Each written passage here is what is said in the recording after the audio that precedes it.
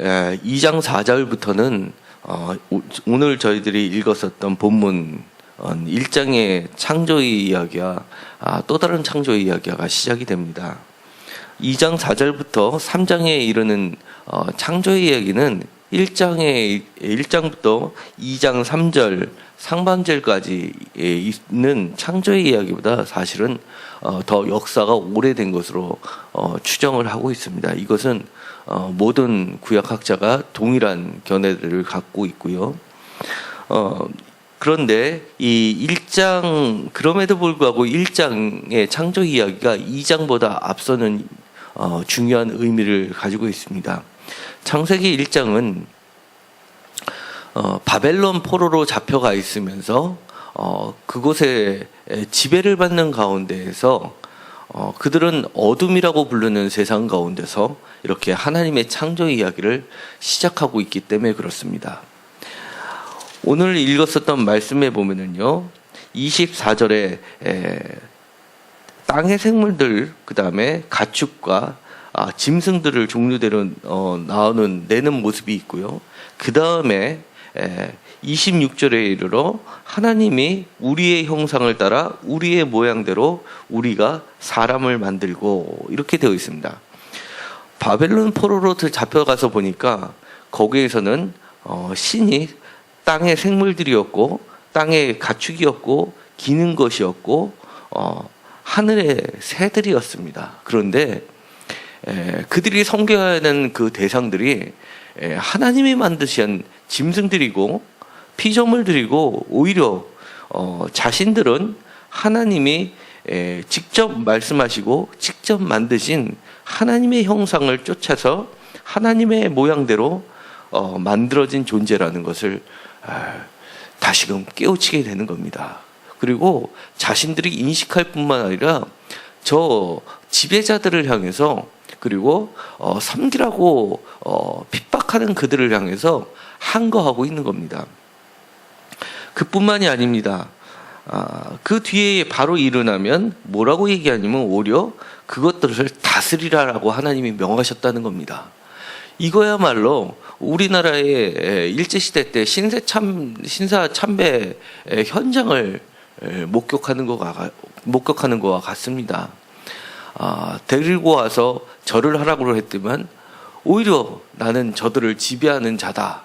오히려 우리가 오직 절을 해야 대상은 하나님이시다라고 선언하는 것과 마찬가지인 것입니다. 그리고 28절에 보시면은요, 하나님께서 그들에게 복을 주셨다라고 얘기하고, 우리들은 멸망하는 족속들이 아니고 생육하고 번성하여 땅에 충만하게 될 것이라고 선언해 버리는 겁니다. 땅에 가득하여서 이들은 다시 출애굽을 연상케 합니다. 이집트에서 파라오의 지배를 받으면서 생육하고 번성하면서 구수가 많아지니까 오히려 지배자들은 그들을 두려워하게 되었습니다. 결국은 대군을 이끌고 다시 출애굽하는 역사를 이뤄내는 자신들을 상기를 시키고 있습니다. 27절에 보면은요, 하나님의 형상이라는 말은 젤렘이라는 말입니다. 젤렘이란 말은요, 아이콘, 우리가 컴퓨터에 보면 아이콘이라고 되어 있는데요, 그 아이콘을 2번 더블 클릭을 하면 그 프로그램으로 싹 들어가게 됩니다. 이 젤렘이라는 것은 바로 그렇습니다. 동상이라고도 표현하기도 하고요, 이렇게 아이콘이라고도 표현하고 있는 것입니다. 너희들이 짓밟고 있는 우리들은 너희들의 피집에 저 벌레보다도 못한 존재가 아니라 너희들이 두려워할 하나님을 짓밟고 있는 존재들이라고 얘기를 하는 겁니다. 그리고 이 우리의 모양대로라는 것은요, 모양이라는 것은 라이크니스, 영어로 하면 라이크니스라고 하는데요, 형상하고는 약간 다릅니다. 형상은 패턴이라고 번역한 LLT 같은 데에서는 패턴이라고 번역을 하기까지 했는데요, 이 모양은 패턴하고는, 특성하고는 좀 다르게 닮음을 이야기하고 있습니다. 그러나 어쨌든 간에 이 모양과 형상을 구분하기는 매우 어렵지만 묶어서 놓고 본다면은요, 이것은 하나의 하나님의 모상을 따라가 있다는 것이 됩니다. 사실은 이 말은요, 단순히 모양이나 생김새를 이야기하지 않습니다. 그들이 지배하는 바벨론이라는 나라는요, 오히려 이집트보다도 더 오랜 역사를 가지고 있었습니다. 이집트의 역사는 주전 3000년에서 3500년 정도를 이야기하는데요. 바벨론 메소포타미아 지역에서 메소포타미아 문명보다도 더 앞선 수메르 문명이라는 것은 주전 5000년을 이야기합니다. 그런데 그 오래된 역사 가운데서 흘러내려오던 전통이 바로 무엇이냐면, 그들이 임금을 얘기할 때 자신들은 임금은 마르둑의 형상입니다. 임금은 라도 하나의 그 신이었습니다. 라의 형상입니다라고 선언하는 궁중에서 쓰던 용어였습니다. 왕궁에서 어떤 편지를 쓸 때 제일 처음에 시작하는 말을 임금님은 마르둑의 형상입니다. 임금님은 라의 형상이십니다라고 하면서 그 밑에 중요한 내용들을 적어 놨던 겁니다. 그러니까 임금의 말을 어기는 자는 신의 명령을 어기는 것이다 라고 얘기하는데, 이제는 거꾸로 이렇게 지배받는 종살이 하는 사람들이 우리야말로 진정한 신이신 하나님의 형상입니다 라고 해서 오히려 그들을 자신들의 밑으로 깔아 뭉개는 것입니다. 오늘 창세기 1장을 읽으면요, 가장 많이 반복되는 말씀이 있습니다.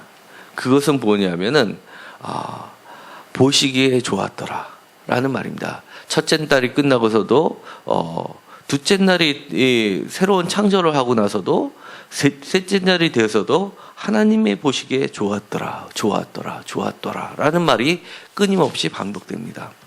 그들이 살고 있었던 그들을 둘러싸고 있었던 환경이 과연 좋았을까요? 가장 어두운 어둠이었습니다. 그럼에도 불구하고 이 창세기 1장을 통해서 그들의 자존감을 회복시키고, 우리들이야말로 하나님의 자녀요, 가장 좋은 존재, 가장 귀한 존재라는 것을 다시금 일으켜 세우는 시작이 되었던 것입니다. 우리들은 이런 존재입니다.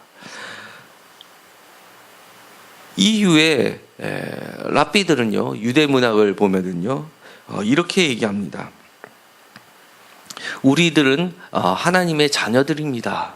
하나님의 형상을 닮은 자녀들입니다 라고 가르치기 시작했습니다. 혹시 우리가 살면서 우리 자신이 너무 추해 보일 때가 있나요? 다시 한번 이 말씀을 기억하시기 바랍니다. 그래, 내가 하나님을 믿는 자녀였으면 지금 내가 살고 있는 모습이 어떠한 모양이든, 비록 사회적인 지위가 약자의 위치에 놓여 있을 때라도 그것은 보이는 게 전부가 아니야. 하나님이 나의 형상이 되시고 나의 모양이 되시고, 내 자신을 클릭하면 하나님의 모습이 바로 뜨는 존재야 라고 다시금 기억하시기 바랍니다. 나를 둘러싸고 짓누르는 어려운 난관이 있다면 그것은 어둠이 아니야. 하나님의 보시기에 좋은 세상이야. 곧 빛이 임하시고 그것이 바뀔 거야 라고 생각하시기 바랍니다. 지금 보이는 순간, 지금 내가 처해 있는 상황이 결코 영원하지 않다는 것을 기억하시고 하나님의 형상을 회복하시는 저와 성도님 모두가 되시기 간절히 소망합니다. 기도하고 마치기로 하겠습니다. 하나님, 창세기 1장을 통해서 다시금 주님은 우리에게 말씀해 주십니다. 너가 지금 어떤 것에 노예가 되어 있느냐, 그것을 물리쳐라. 그것을 지배하라. 오히려 너는 신의 아들이다, 신의 딸이다, 하나님의 형상을 닮게끔 내가 너를 창조하였다 라고 말씀하십니다. 하나님, 우리의 자신의 존엄감을 다시금 찾을 수 있게 하여 주시옵시고, 우리를 둘러싸고 있는 모든 밤의 세력들을 물리쳐 주시옵소서.